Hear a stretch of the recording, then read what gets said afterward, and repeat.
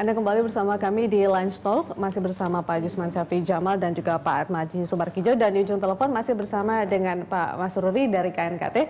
Pak Masruri, masih bersama kami ya Pak. Pak, ini terkait dengan laboratorium yang nantinya akan digunakan menginvestigasi kotak hitam atau black box sendiri. Sejauh ini apakah kelengkapannya artinya sudah dipersiapkan segala kelengkapannya agar nanti black box pada saat tiba kemudian memang sudah bisa diinvestigasi di situ, ataukah seperti apa Pak?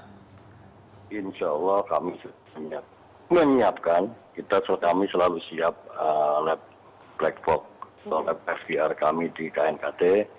Jadi kalau kedua unit FDR dan CVR itu datang ke KNKT, tentunya akan segera proses dan dilakukan pekerjaan-pekerjaan sesuai dengan prosedur yang ada. Perlu kami sampaikan bahwa tim KNKT di sana juga bekerja sama dengan SAR dan juga dengan dari BPPT di sana. Jadi masyarakat nggak usah khawatir.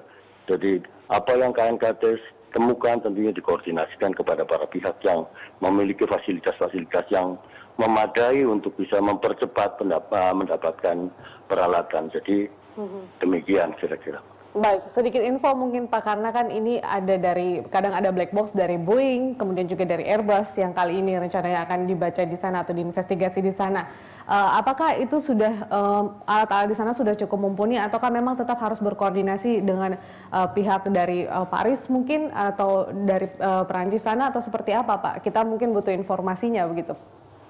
Jadi fasilitas di KNKT ini dapat membaca flight data recorders yang isinya FDR maupun CVR, baik yang dipasang di Boeing, yang dipasang di Airbus, dan di pesawat-pesawat lain.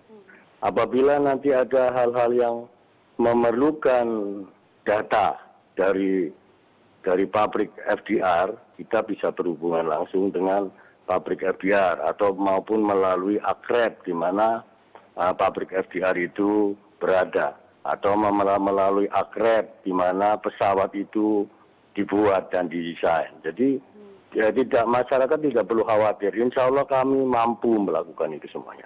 Baik, kita sama-sama membantu dengan doa juga agar black box bisa segera ditemukan begitu. Terima kasih Pak Masruri sudah bergabung bersama kami di Lunch Talk Berita 1 News Channel. Iya, kita segera ke Pak Atmaji, Pak. Berdasarkan pengalaman kecelakaan yang sudah di seluruh dunia, kecelakaan pesawat seperti itu, apa yang dialami sebuah black box ketika akhirnya ditemukan dan diangkat? Ya, tadi seperti dijelaskan, langsung itu sesegera mungkin ya, kemudian untuk diusahakan untuk bisa dibaca. Bergantung pada kemampuan baca dari KNKT setempat ya, di Indonesia KNKT. Dahulu memang harus umumnya dibawa ke luar negeri. Badan yang paling sering diminta oleh itu adalah NTSB di Amerika Serikat karena mereka sudah berpengalaman.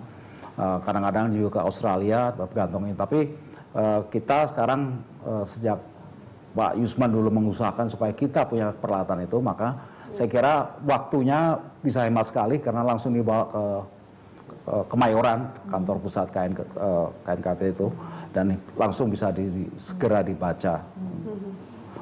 Anda juga optimis bahwa kelengkapan dan ketersediaan laboratorium yang seperti digambarkan Pak Masruri tadi bisa membaca segala jenis black box dari berbagai produsen pesawat? Iya, ya. Karena black box itu kan tidak bergantung pada jenis pesawat, karena itu pembuatnya tertentu juga, sama gitu. Jadi dan pengalaman dengan kasus pesawat Sukhoi Rusia yang jatuh di Gunung Salak itu kita bisa mampu dengan cepat baca dan diketahui penyebabnya kecelakaan tersebut. Baik, Pak Yus mungkin bisa sedikit berbagi pengalaman, karena kita tahu bahwa laboratorium KNKT yang kemudian memiliki kelengkapan, akhirnya kita nggak usah mengirim black box ke luar negeri, negara produsen lagi untuk membacanya. Itu dimulai pada zaman Pak Yusman menjabat sebagai Menteri Perhubungan pada waktu itu kecelakaan Adam Air ya Pak? Ya. Bisa diceritakan mungkin Pak? Jadi sebetulnya gini, kalau keinginan untuk membuat laboratorium pembaca black box itu sebetulnya lebih dari KNKT. Teman-teman KNKT pada waktu itu misalnya ada Pak Tatang, Pak Marjono, dan kemudian Pak Pranswenas itu selalu mengatakan kita harus mempunyai alat yang sama seperti yang dimiliki oleh NTSB. Karena kalau kita mempunyai alat itu, pembaca itu, maka berarti kredibilitas kita sebagai suatu badan penyelidikan kecelakaan transportasi itu akan dihormati dan kemudian kita akan langsung bisa melaporkan dengan cepat. Jadi karena itu pada waktu kita membaca black box itu di NTSB sekaligus kita berkonsultasi alat apa saja dan bagaimana caranya kita pindahkan laboratorium sejenis itu ke situ dan kemudian apa persyaratan orang membacanya. Terus kebetulan ada beberapa rekan yang yang mempunyai keahlian terus kemudian ditaruh sebagai pembacanya. Jadi saya yakin bahwa itu pasti bisa dibaca dan kalau mungkin membacanya saja dalam tempo seminggu sudah bisa. Kemudian dianalisa dalam tempo 3 bulan. Oke, kalau mungkin Bapak bisa sedikit berbagi bagaimana sih sebenarnya cara membaca black box itu, Pak? Mungkin pemirsa tidak begitu paham bagaimana sih membaca sebuah benda kecil itu begitu, Pak. Jadi black box itu kan ada 2. Satu itu suara. Nah, suaranya itu ada semua suara yang ada di dalam ruang kokpit. Dan kemudian di situ alat perekamnya begitu sensitif. Jadi mungkin orang mengeluh sedikit aja, lirih aja dia udah bisa dapat. Atau misalnya orang membuka botol minuman gitu, udah langsung bisa dapat. Dan termasuk segala macam sejenis. Dan suara itu begitu jernihnya sehingga kita bisa memisahkan mana suara pilot, mana suara co-pilot, mana suara ATC, dan kemudian mana suara orang lain.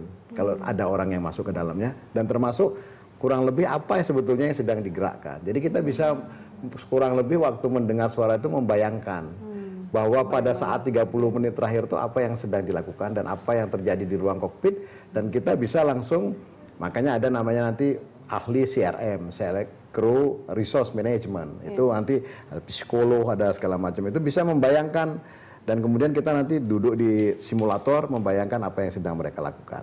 Nah, setelah itu baru kemudian kita ambil FDR. Nah, FDR itu ada beberapa kelompok data. Dia itu angka semua dan kemudian parameter. Contohnya misalnya itu ada kelompok data yang semua menggambarkan engine. Berapa daya dorongnya, apa yang dilakukan, terus kemudian bagaimana misalnya flow bahan bakar masuk ke dalam engine dan kemudian bagaimana apakah engine itu mengalami stall atau tidak, kayak gitu ya. Semua kondisi engine pada saat itu juga direkam. Habis itu kemudian juga kelompok yang kedua adalah attitude dari pesawat terbang. Apakah pesawat terbang sedang mendongak hidungnya, apakah pesawat terbang sedang memiringkan sayapnya ke kiri, ada semua ada. Dan termasuk juga data tentang apakah terjadi defleksi dari elevator atau ada spoilernya tiba-tiba misalnya bergerak. Itu semua dilakukan. Nah, setelah itu juga termasuk juga ada kelompok data yang mengetahui tentang apa yang dilakukan pilot. Kan dia ada side stick. Apakah pilotnya itu menggerakkan sayap, menggerakkan supaya badan pesawat itu katakan bank atau rolling dalam berapa, atau mendongakkan hidungnya atau menurunkan hidungnya gitu, itu ada semua. Jadi kita bisa mengelompokkan itu. Nah, setelah itu yang paling penting, ini yang bikin lama. Suara itu nanti dianukan rekam detik per detik. Habis itu kemudian semua parameter engine detik per detik, attitude pesawat detik per detik, tingkah laku pilot dan co-pilot detik per detik. Baru kita lihat di situ sekuensnya. Sekuensnya kita lihat. Nah, di atas dasar itu baru kita ketemukan, oh, yang dihadapin itu ini. Misalnya cuaca buruk pada ketinggian sekian, bagaimana dia bereaksi. Nah, terus baru kita bangun teori. Mungkin dia lakukan A, mungkin dia lakukan B, mungkin dia skenario C. Jadi nanti ada skenario tentang sebab-sebab kecelakaan itu mungkin ada 4 atau 5 skenario. Habis itu baru skenario itu diverifikasi. Verifikasinya dengan siapa? Misalnya kita tanya pabrik pembuat pesawat terbang. Apa mungkin ini terjadi ini normal atau tidak? Atau ini anomali? Nah, kalau anomali kenapa? Tidak heran kemudian black box menjadi satu benda penting. Jadi misteri. Jadi dia mesti, jadi makanya dia harta karun. Makanya dia dijaga seperti kita memasukkan harta kita di dalam berangkas. Dan diburu juga seperti kita mencari harta karun. Begitu pentingnya untuk mendekode aja sekompleks itu prosesnya Anda baru saja jelaskan. Kita masih ada satu segmen lagi, Pak Yusman dan Pak Atmaji. Pemirsa Lunch Talk akan kembali usai jeda pariwara.